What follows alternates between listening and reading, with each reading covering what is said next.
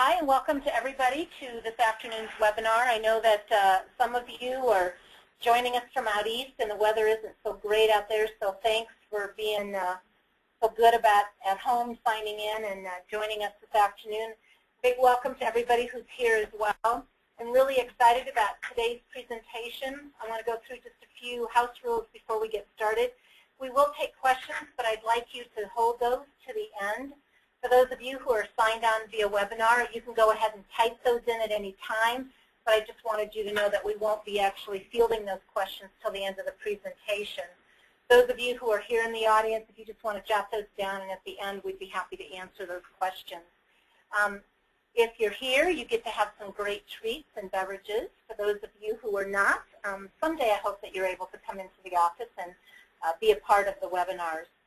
Today I'm excited to have Phil Cubeta with us. For some of you who are advisors or CAP designated advisors, you know the name of the American College because it's on your certificate.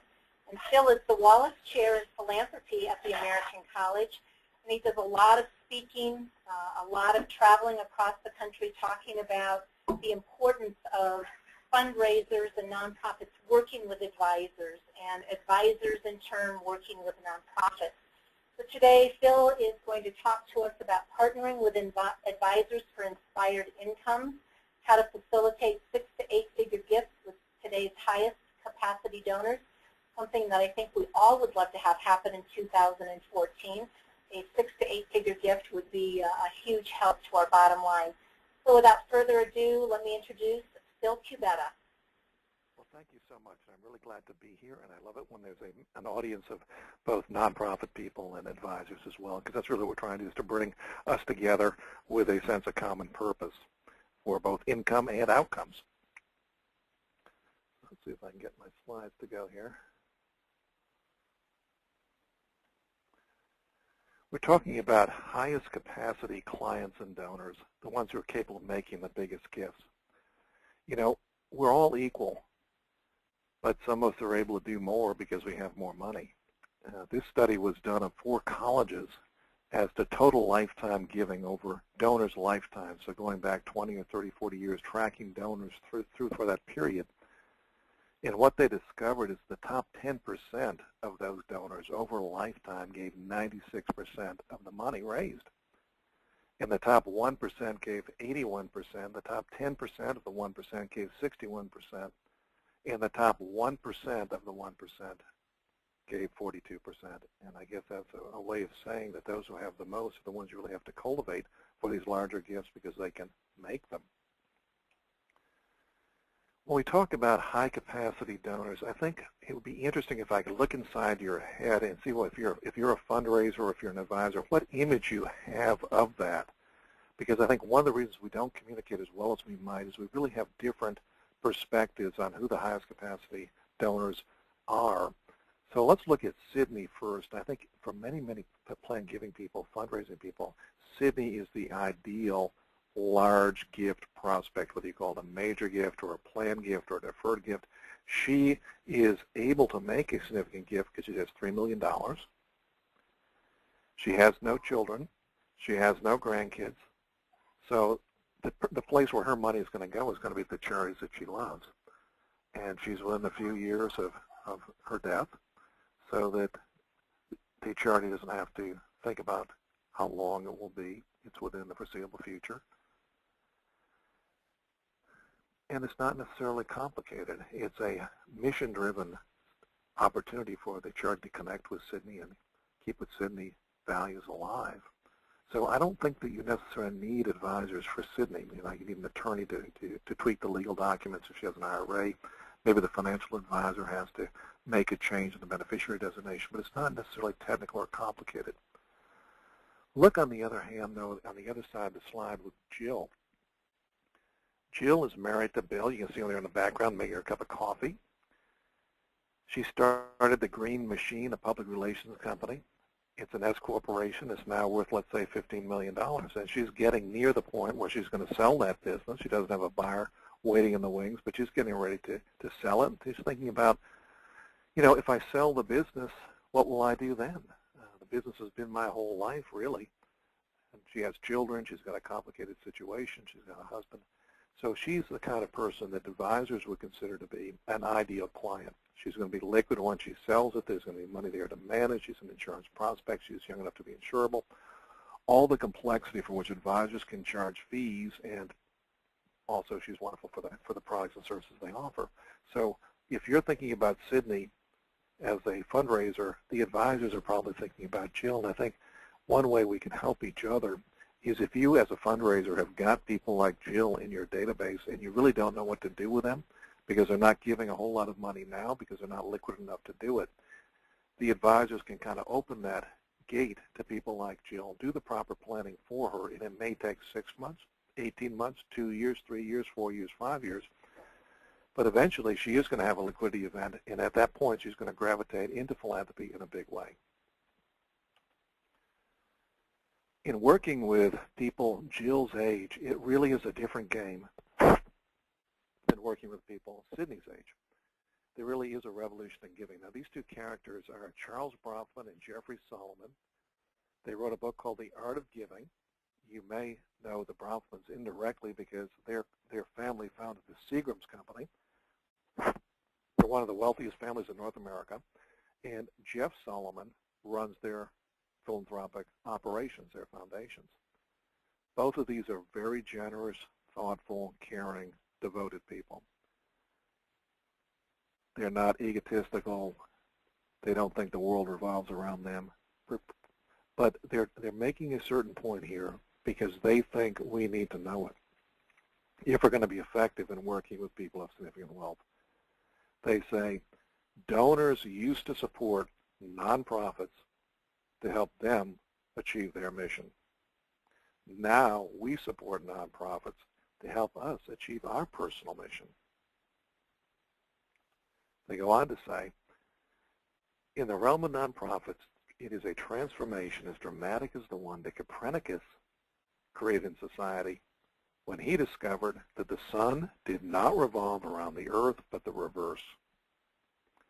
Major, major point. When you're working with people of significant wealth, the conversation can't really start with the needs of the community or the needs of the nonprofit. It really has to start with them and then bridging their story into your story so they feel a sense of ownership and so they feel their vision is being enacted through you.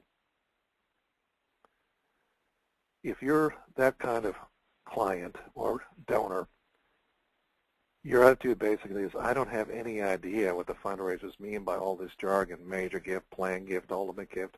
I don't know all that means. I don't care what it means. I am the focus. I and my family and our vision. You're one of the many causes we support. Ask me, listen to me, serve me. They're saying, how can I use some combination of strategies?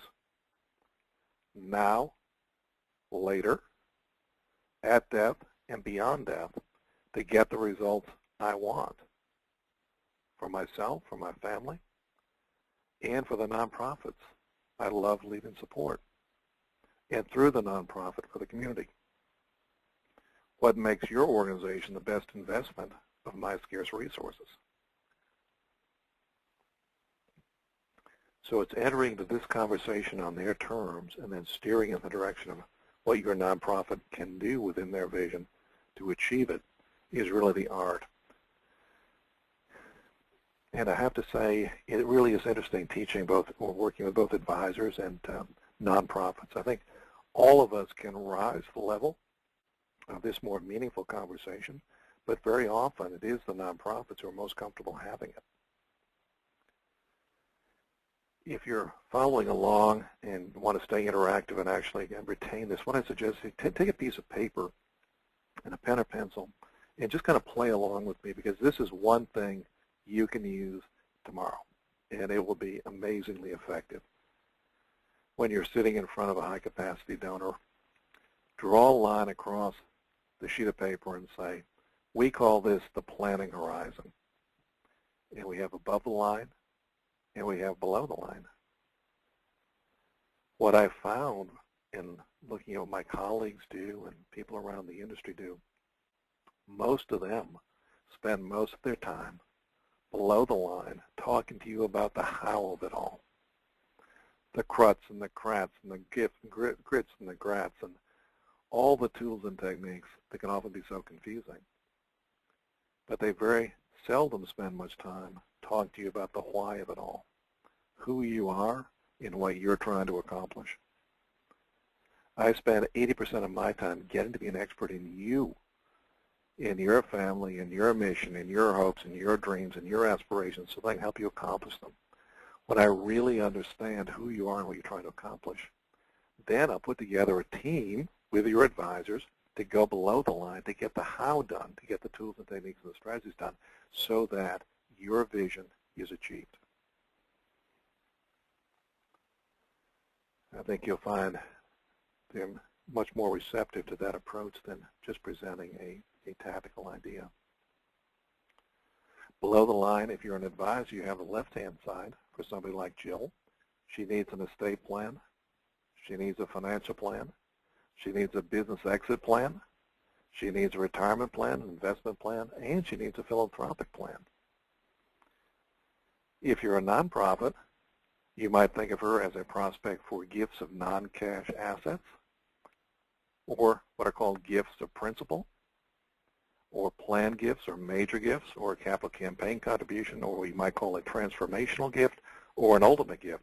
But all of that boils down to a big one, and a big one that may involve something other than cash. So how can we begin with why? How can we get the conversation going in a good direction, starting with them from their side of this conversation, then bridge to our own? My original background was philosophy, psychology, and literature, so this to me comes really natural, and I really enjoy having these kinds of conversations. And I guess my suggestion to you would be only ask other people the questions that you would ask yourself. Really only ask them the questions that you have asked yourself and that kind of torment you, and find your own phrasing, find your own words, and allow yourself to be a little bit vulnerable, because this does mean stepping outside your professional role, whether you're a fundraiser or an advisor, just a little bit.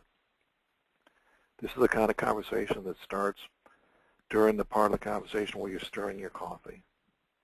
It's not really on company time yet. It's more personal time, and you're trying to get to know them, and it can go very deep very fast. And you might want to also preface some of the questions we're going to look at by asking permission to ask them, because they may not expect it.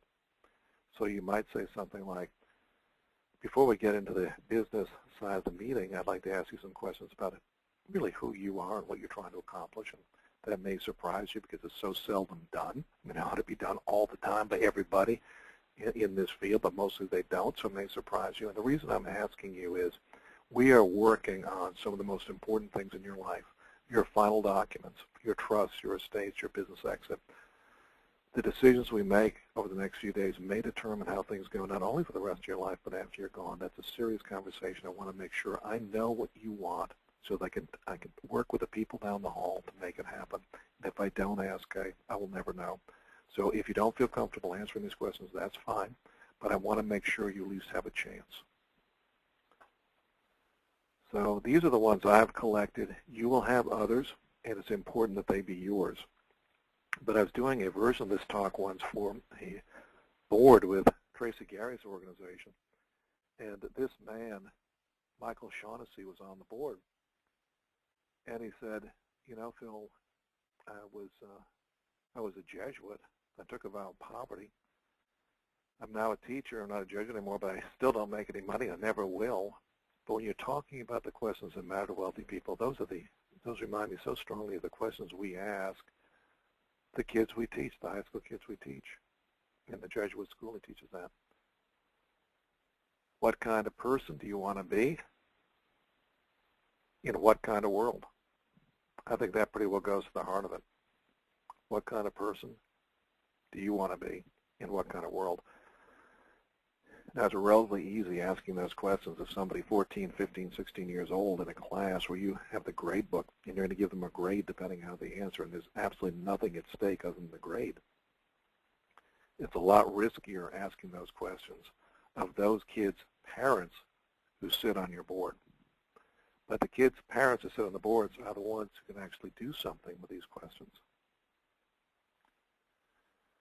This man is Jay Steeneisen, and he's done really it all. He's done it all in gift planning. He worked for Brown, raising significant gifts there. He worked for World Vision. He's had a consulting company training advisors. He worked for a big bank in California. He also has a phone bank where he has trained people to ask some of these questions over the phone. But of all of his questions, this is one I think that struck me the hardest, is sitting down with somebody like Jill, who has really done very, very well on her inner business. Jill, do you recognize any element of luck, blessing, or grace in your success?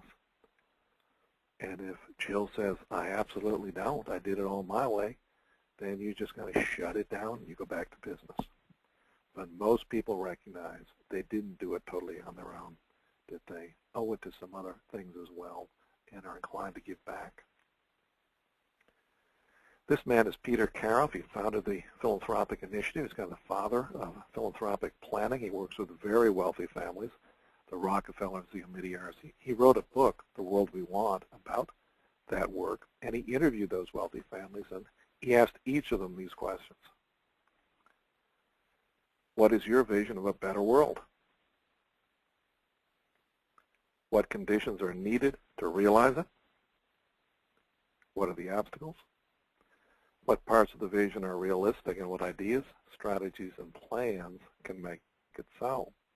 So we start up in the blue sky with the first question, but by the time we get to the last one, we're talking about making the vision realistic with ideas, strategies, and plans that can bring that vision to fruition.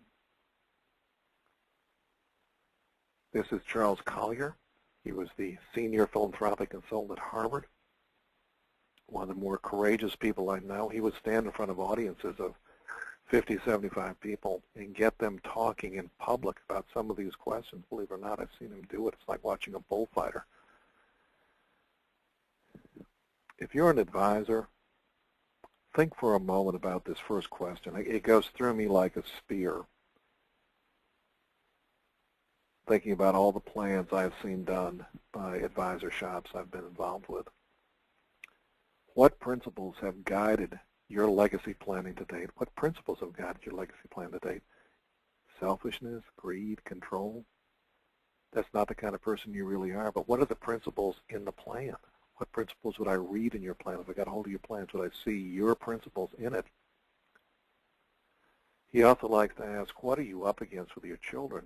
Because so much what happens in advisor world is we move a lot of money to the heirs, and we're proud of it. We reduce taxes, we grow assets, we move to the heirs. But what if the heirs are ill-prepared to receive it? What if it turns out to be a mixed blessing at best for the kids? What are you up against with your kids? And how wealthy do you want them to be, ideally? Is there such a thing as too little? And is there such a thing as too much? This is TRACY Gary. She has been a real stalwart of women's philanthropy, one of the people who really got that into public prominence in the last generation. She inherited money through the Pillsbury family. Her mother married into the Pillsbury family, and she inherited money from them when she turned 21. And by the time she was 30 or so, she had given it all away, and the rest of her career has been helping other people think through their giving and give away money as well for the purposes they care about. So these are among her many, many, many great questions. What would you like to change or preserve in the world? Has past giving reflected your hopes?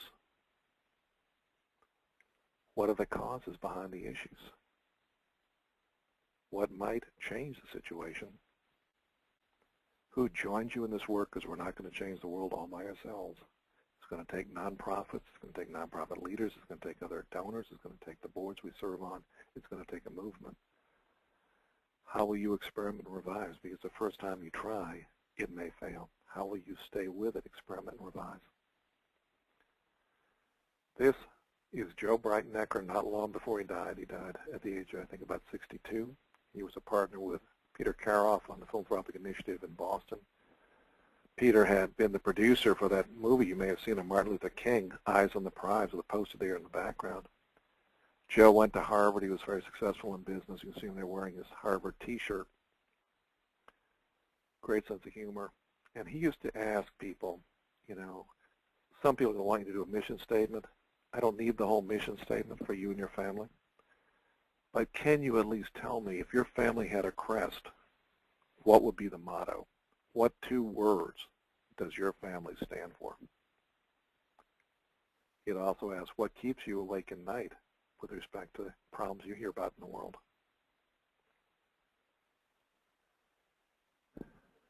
I guess these are mine because they got to me. This is a question I asked myself a lot that kind of led to my leaving a business type job and becoming a professor of philanthropy. But I think this resonates with a lot of people Jill's age. When you were younger, were there things you wanted to accomplish in life you've not yet done? And how might you get back to that while you still have time? Beyond yourself and your family, is there anything else in the world in which you'd like to have a positive impact? Now, I'm sitting here, I'm reviewing your documents. I've looked at your legal work. You shared your financial statements with me. What I see here is somebody who's leaving the most they can possibly leave to their kids, who are going to build a lot of wealth between now and the time they die, who's been very successful in business. You've taken good care of your family, yourself, your spouse, your business, your money. Is there anywhere else on which you'd like to have a positive impact before it's all over? And I've never asked that question in whatever version and not gotten a really, really interesting answer.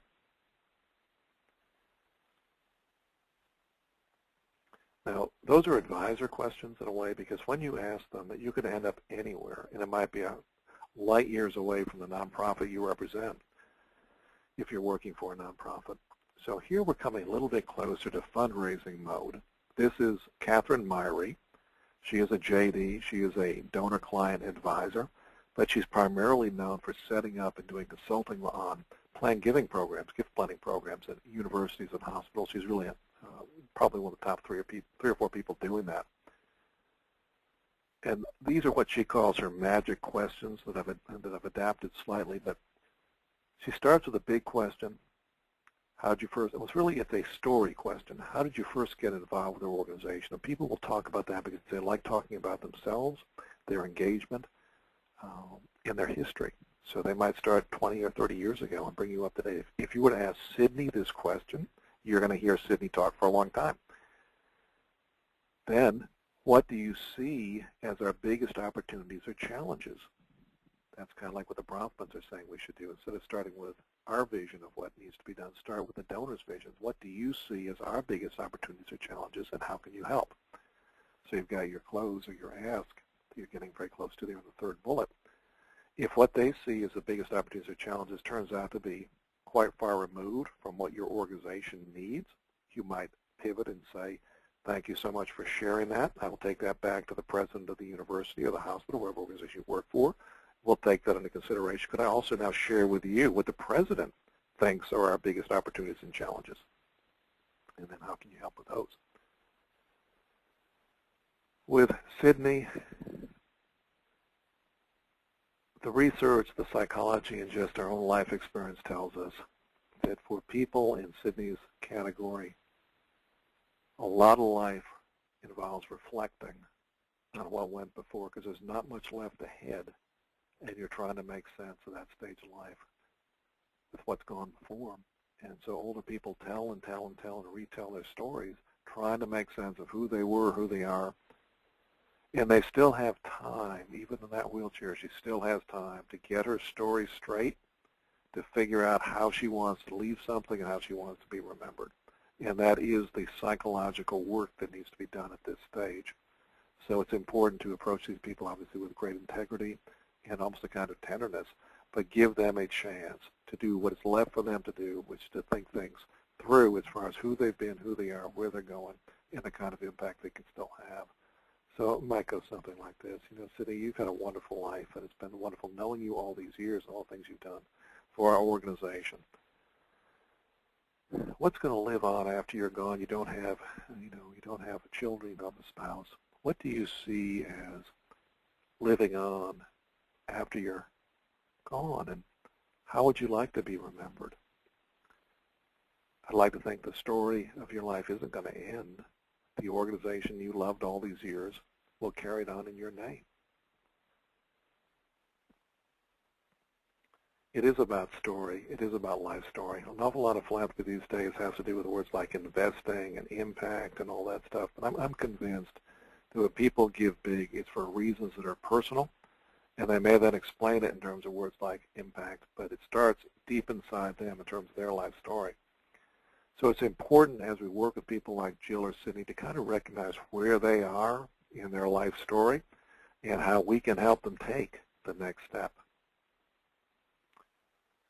This comes down to listening, and I've thought a lot about how, or really whether, to teach listening and how to do that. I've come to the conclusion it's not so much about giving people advice about, for example, asking a question and being silent, or starting with an open-ended question and following up with a closed-ended question. It's mostly a question really of helping people see that this is a kind of an authentic human moment where it starts with curiosity. It starts with your curiosity as to who this person really could be, their highest potential. And being willing to shut down the noise in your own head and all the agendas we all have all the time and just turn all that off and listen. This man is Carl Rogers from a wonderful essay called This Is Me. I wish I had the courage to write an essay called This Is Me, but he was a very well-known, award-winning therapist, and he didn't think of himself as curing the sick. He thought of people as having great potential to heal themselves, and he just wanted to be in their presence as they healed themselves. So it's called non-directive therapy. He'd ask an open question, just listen, listen, listen as a person wove and unwove their story and found their own meaning in it. And he says, I found it of enormous value when I can permit myself to understand another person. Now, that's an amazing sentence. We have to permit ourselves to understand another person, and when we do, we often discover that, like art, the other person is strange.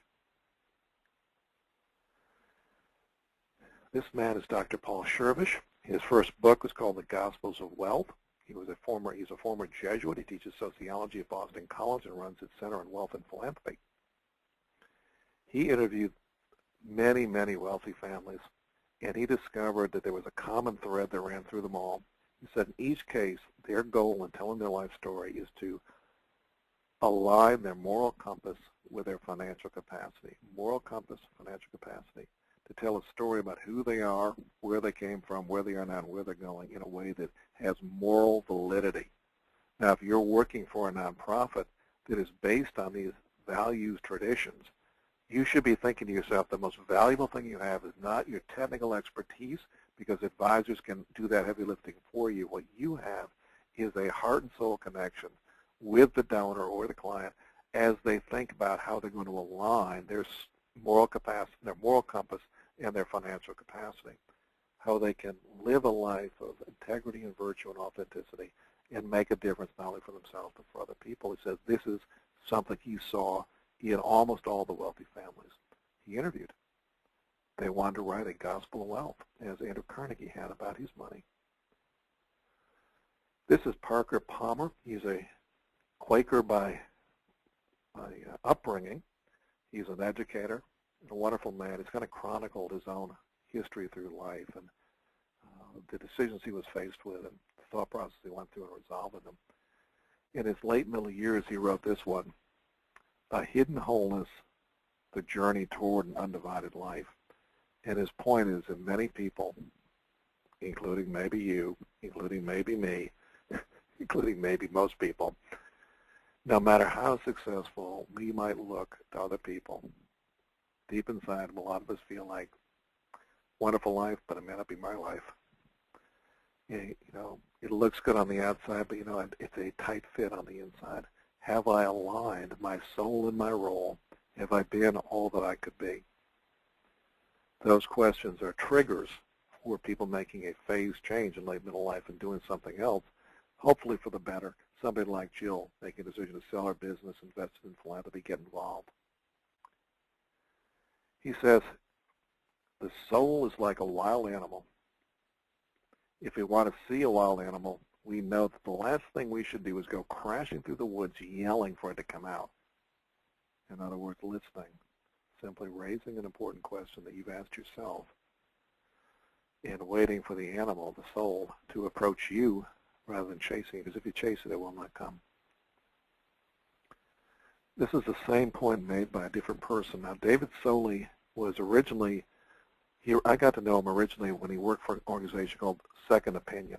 I was in the insurance business, and a lot of our clients were older. They were 60, 70, 80 years old, and we would write enormous policies on some of them for estate planning and business planning. And then, of course, the underwriter would reject it. The underwriters did not want to take the risk because there was something wrong with their health. David would take a case like that and turn a decline into a standard rating or even a non-smoker preferred. And at first I thought he had to be, basically doing something really, really wrong, like forging something. It turns out that what he was actually doing was listening.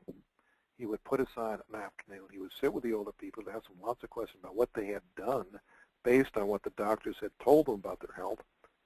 So they've lost weight, they got over their diabetes. There's a lot of healthy things the doctor had not documented. And David, by listening, would uncover this important information and was unable to get a much better business result. His larger point, though, is that listening to older people like Sydney, you have to be patient. You can raise a question and they will ramble. And he says that is the way their minds are wired at that stage of life because they are searching, searching, searching in all those stories for the meaning of those stories, that up the meaning of their life. He says if you let them just talk and encourage them, at some point the whale will surface. We're doing whale spotting, and what surfaces is what is next for them, the thing that's really on their mind. And when you connect to that, wonderful things can happen. This urge to be remembered and have stories told about us, we'll tell our own story and get it straight, is well nigh universal. It goes back before print. It goes back before writing. It's what we were doing around the campfires as cavemen. But today, there are services to actually help people get their stories written. Add stories on. We ensure that stories and histories will not be forgotten. We turn your personal memories or company histories into books to share and cherish heirlooms that will keep the connection of the generation alive. So you can hire ghostwriters to write your story. I think it's so much more meaningful, though, for you as a fundraiser or an advisor to help the client write the story, by which they will rightfully be remembered, to write the next chapter, to think of it that way, the next heroic chapter.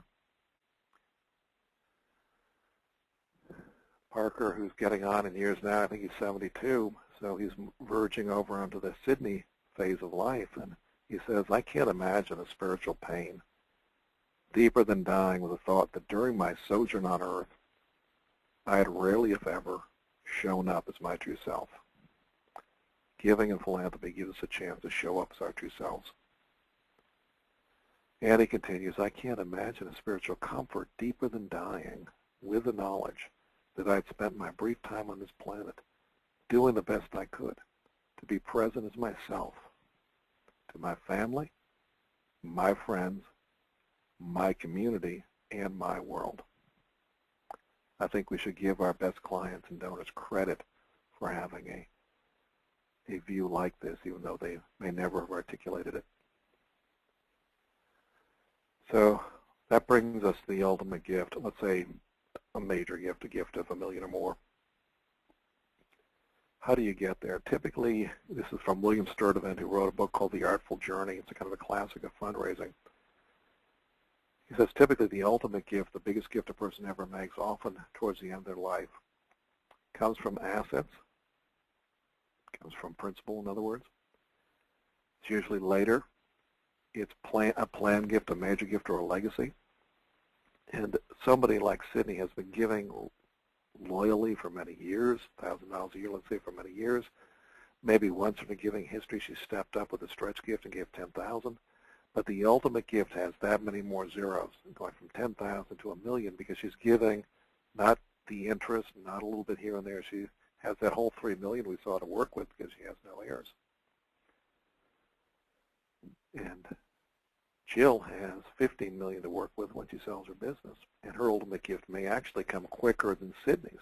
If you think about it, Sydney may have 5, 6, 10 more years to live. Jill is getting ready to pull the trigger on her business. So if you're in fundraising, I think you really got two prospect pools there to think about, one of whom you probably already have thought about, the other may be new to you.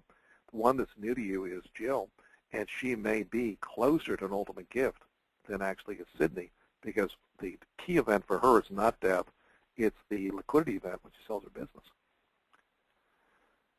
So who is your ultimate gift prospect? I think if you're advisors, it's probably on the left. If it's fundraisers, traditionally it's been more to the right, but I think we have an awful lot to gain if we can work better with people like Jill by engaging the advisors so people like Jill can write the next chapter of their life story in a meaningful way with significant gifts. With both groups in the audience, forgive me for this eye chart. Check your vision in terms of how you see people like the prospects we've been discussing. It seems to me that advisors generally understand people like Jill or Sydney in terms of financial goals, financial facts, financial strategies, and financial results, including financial results of giving a gift. Gift planners tend to think about the needs of the organization, theirs in particular, about gifts to them in particular, the financial results of that gift, and the social impact that gift could have. But the poor client and donor, they're trying to see this whole chart. They want to see the hazy parts. They want to see the whole thing clearly. And they can't get enough help from any of us to do it because it really requires both of us to collaborate, requires a team. They want to start with vision, ideals, hopes, and aspirations, them and their story, what kind of person, what kind of world. They want to see how that connects to the needs of specific organizations, how it connects to their personal financial goals because they've got goals beyond charitable, including charitable, but not exclusively that, how it connects to their financial situation, to the financial strategies that are being proposed to them, how specific gifts to a specific charity for a specific program with a specific gift agreement can actually get results, financial results for them, but also results for the community. Increasingly, people like Jill want us to connect their intentions, their plans, their dollars, all the way through the nonprofit and out the other side to be able to demonstrate impact on the community. Now, none of us as advisors can do that, but if you're working for a community foundation or you're working for a single-issue charity, you can do it. And if we can team up together across this divide and bring that double-sided slide into perspective, we can do it together. So in closing, the slide or two, but really closing, what is your role? We're trying to bring together these two worlds. We got the donor that began by saying, the world revolves around us. That's not true. We all know that's not true. The world does not revolve just around rich people and their families. Our communities have needs.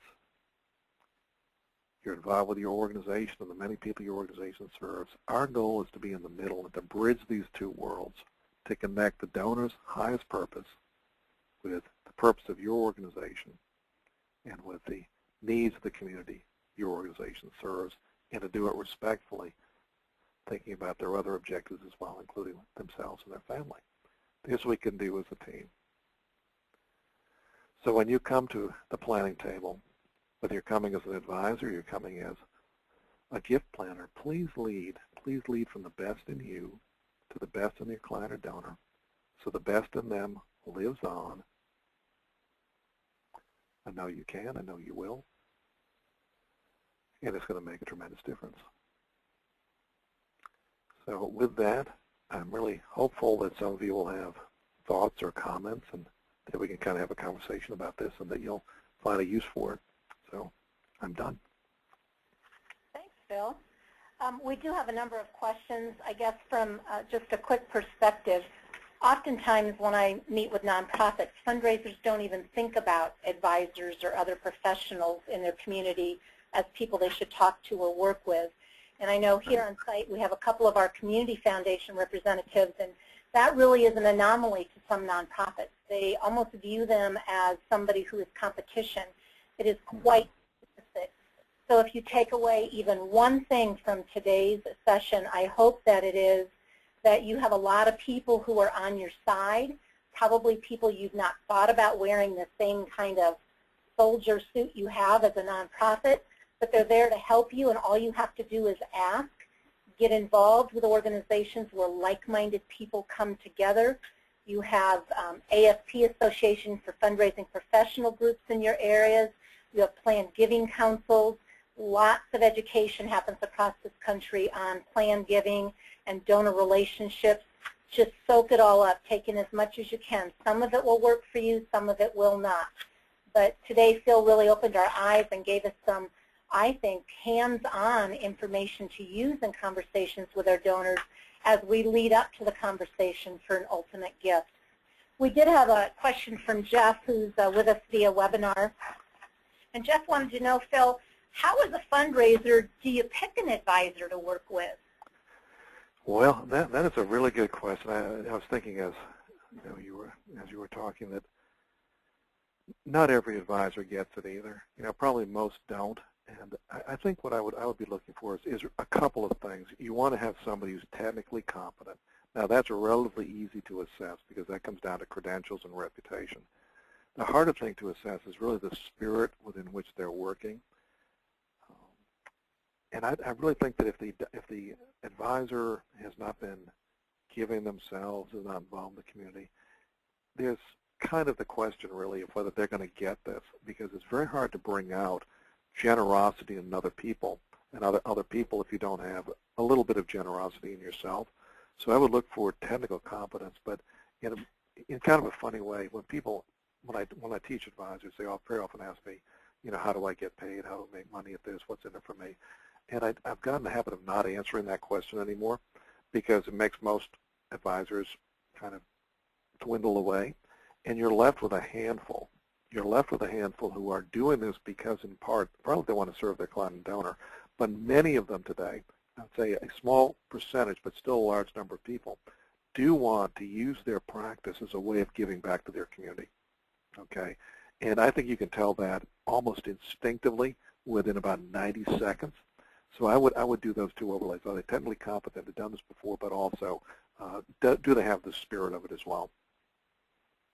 Thank you. Tom, who also is joining us via webinar, has asked, would it be useful to send advisors gift opportunities so that they are aware of the community impact that Jill could have?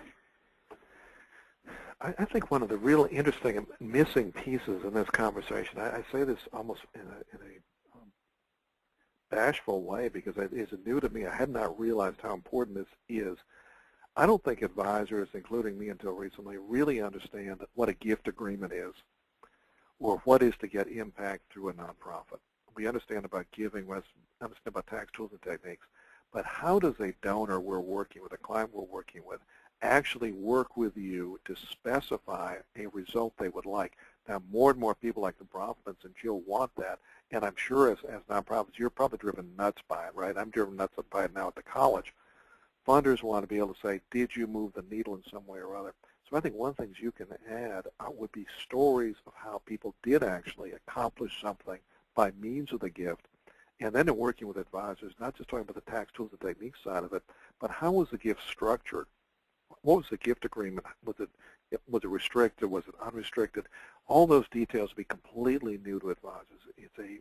You're familiar with it as a fundraiser, but advisors aren't. So I think that would be an interesting topic. How does your donor get results with the money they give you? Thanks, Phil. I actually have a question. We've got a couple of people in our audience here on site that you had talked about helping donors write their stories. And I agree with you that that is just an amazing thing to be a part of. When I was in fundraising, I used to carry around a little, it was like a flip video thing, and if someone was telling me an interesting story, I'd ask, could I just capture this? Because I think it's really important, not only to you, but to our organization. And they'd sit up and they'd kind of gussy themselves up a little bit. All of a sudden, it was just a really important moment for them. So without divulging names, Kay, a question for you. I know that you recently have helped a donor start to tell their story and to get that down in writing. Right. How has that experience been for you and the Community Foundation? I think that just confirms and reemphasizes everything that's been mentioned today. I think for the donor, although reluctant at first, they felt it to be kind of cathartic, and maybe took them to another point in their philanthropy because they started seeing the trends and the goals that maybe they had together as a couple, and how they might move from this point forward. But they were very happy to capture a lot of family stories for their children. Yeah. And we've also got an advisor in the room that has helped to capture stories for some of his clients. John, would you like to tell us a little bit about what the impact you think it's had on your client when you offer the assistance to capture stories about their family and their philanthropy? Yeah, so it's been really interesting as we've been offering that as a separate service. What it does is helps people get in touch with where they've come from, kind of the heritage that they've inherited from prior generations, and to determine whether philanthropy was one of those values they inherited, or was philanthropy one of those values that they felt moved to do on their own. And but more importantly, what do they want to pass on to future generations as part of their value system? And so that's been really interesting to help them understand kind of the global aspect of how they can fit philanthropy into their own personal and financial and estate planning. But what they gaining their story and listening to their story. Some of these interviews take 4, 5, 6, 7. We're on one that's the 13th hour. We've met 3 times now. And they just want to share more and share more. And of course, we're recording all that and transcribing it and turning it into a report for them. And we're finding they're willing to pay for that because it's so important that they make certain that they transmit some of these important values onto the next generation. One of which would be philanthropy, but that's not the only value. Does that? Yeah, that helps. Thank you. I appreciate that. I don't know if anyone else in the audience has had experience with capturing those stories, but certainly if you'd like to send us a comment, we're happy to share that with the group. I don't see any additional questions that have arisen.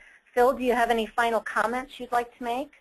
Well, I think your comments and questions have been very helpful to me because clearly this concept that people are understand their lives in terms of a story is really important. I think that's kind of a breakthrough for the field. And I guess the question, if I could ask a question back to the group, because some of you have done this so much, that's the liberal artsy side. I mean, that's the side where if you're interested in stories and some people, you tend to find that a good use of all those hours to listen to those stories. How does that tie to, you might say, the business, to the planning, to the elicitation of gifts? In other words, is this totally touchy-feely, or do you see it tying into a process that leads to a result, to a financial result, among other things? How do you get the left part of the brain, the right part of the brain to work together in that way? The first thing that comes to my mind is timing, and I have found better success, and it's been by luck, I'll have to say, when it just happens to be that my conversation was shortly before or after a conversation they had with an advisor. Yeah.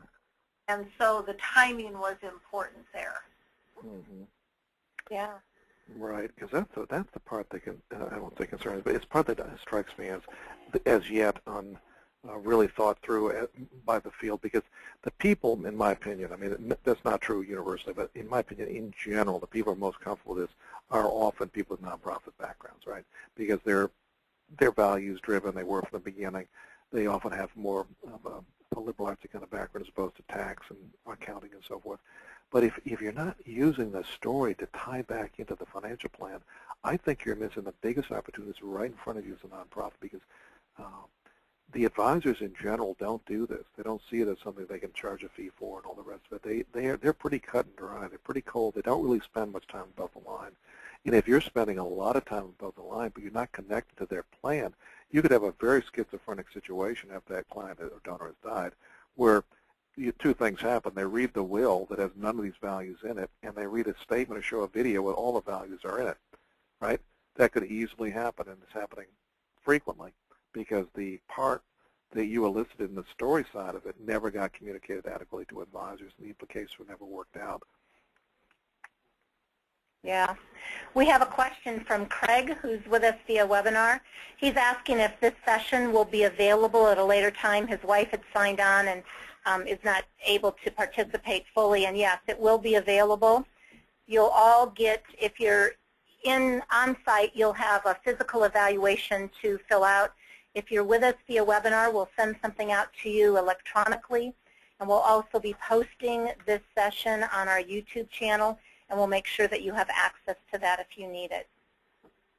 Are there any other questions that you have for Phil or anyone else at this time?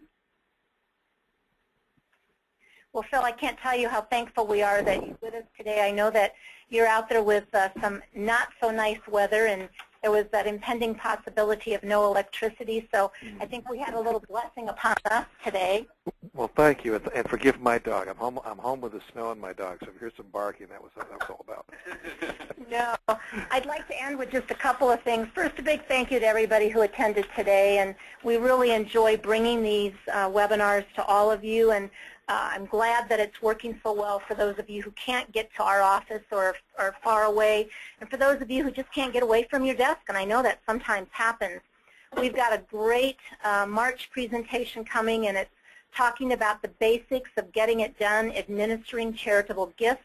I know that many nonprofits do this on their own, and they do it very well. This is a great session to help you just kind of check off the boxes that you're doing all the right things when it comes to administering those gifts. It's going to be done by CTAC out of Cleveland, Ohio. It's the Charitable Trust Administration Company, and they do a really nice job of administration, and I'm pleased to be able to bring their expertise to the table. One thing I wanted to bring up before we leave, I got this great box in the mail today, and I don't know about you, but I don't get many packages in the mail, so when I get one and I wasn't expecting it and I don't really know what's in it, I was kind of excited. So I opened it, and I was at an exhibit doing a conference actually in Ohio a number of months ago, and there was a gentleman there who was showing us his wares, and I know all of us who are in fundraising have had to deal with donor recognition and donor walls, and honestly, I think I've seen it all until I ran across this group, so I'm going to give them a little punch today. The group's name is Streets, and that's plural, of Manhattan. And you can go out to their website, streetsofmanhattan.com, and they do some of the most amazing blown glass donor recognition walls. I have never seen anything quite like it. You'll be able to go out to our Facebook page. Craig Brown, who's one of their artists, actually did a piece for Charitable Giving Resource Center. We were the recipient of one of the giveaways that they did, so we've got it here on site, and we'll post a picture of it. And the one that we got is a basic 8.5 by 11 blown piece, but they just do some really unique, colorful, I think very lifelike pieces. So I wanted to throw that out. If you're looking for something new and exciting, check them out and see what they can do for you. Well, to all of you, I hope you have a very happy Valentine's Day. And if many of you are like me, I'm hoping when I stop at the store tonight after work that there are still a few cards in the rack. And that there's at least one that's for a husband, and I don't have to find a wife one for my husband. But have a great rest of the week, and enjoy your weekend. And for those of you who are experiencing bad weather, safe travels, and let's hope that it goes away quick and spring is right around the corner. Have a great rest of the day. Thank you.